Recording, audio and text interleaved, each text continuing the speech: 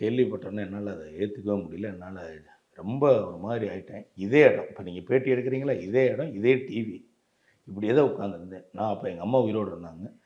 நானும், எங்கள் அம்மா, என் மனைவி 3 பேர் இங்கே தான் உட்காந்துருந்தோம். 2 நாட்கள் இந்த இடத்த விட்டு நாங்கள் யாருமே எந்திரிக்கல.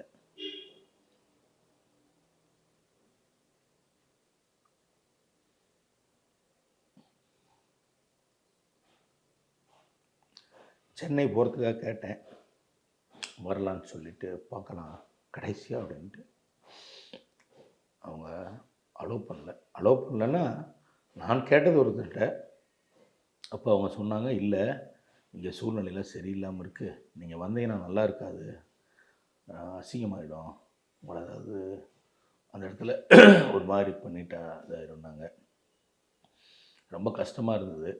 ஏன்னா ரொம்ப நேசித்த ஒருத்தர் இறந்துட்டார், போக முடியல அப்படின்ட்டு. முகத்தை கடைசியாக பார்த்துருக்கலான்ற எண்ணம் என்ன இருக்குது.